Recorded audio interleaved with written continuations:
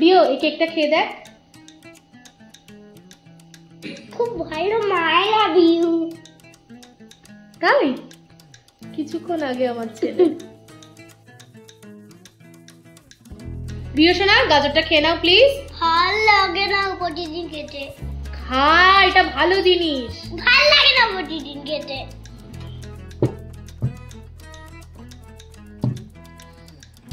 আপেলের খোসা ছাড়িয়ে ভালো করে এবং গাজরগুলোকে ভালো করে ধুয়ে পিস পিস করে কেটে এটাকে রেডি করছি।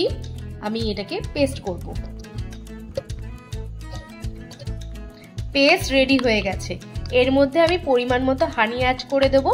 আপনারা চাইলে হানি নাও অ্যাড করতে পারেন, কি আপেল এবং গাজরের একটা বেশ ভালো মিষ্টি ব্যাপার রয়েছে, বাট চাইলে হানি অ্যাড করতেও পারেন।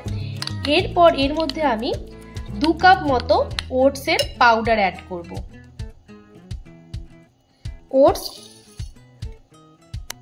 2 কাপ আমি অ্যাড করে এটাকে আমি পাউডার বানিয়ে নেব। ওটসের পাউডারটাও মানে ওটসের আটা বলতে পারেন, সেটা আমি অ্যাড করে দিলাম। এবার ভালো করে এটাকে মিক্সড করব। আচ্ছা, আমি বেকিং সোডা নিয়েছি, যার মধ্যে আমি একটু লেবু দিয়ে দেব নিউট্রালাইজ করার জন্য। 4 ড্রপ মতো লেবুর রস দিয়ে দিলেই হবে, নিউট্রালাইজ হয়ে গেল। এবং এটাকে ভালো করে মিক্সড করে নেব।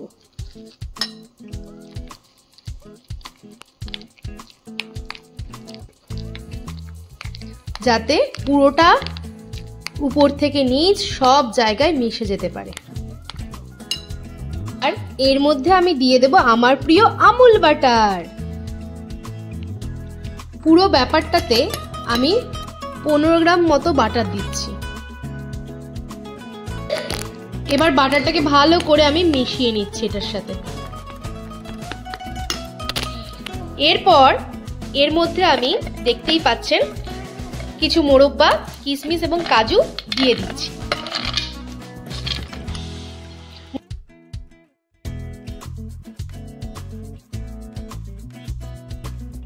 এবার আমি এটাকে ওভেনে ঢুকিয়ে দেব। পুরো কেকটা রেডি হয়ে গেছে, এবার পরিবেশন করার পালা। Healthy cake ready. গাজর দিয়ে আপেল দিয়ে কখনো কি ট্রাই করেছেন? করেননি? এটা দেখুন কতটা সফট।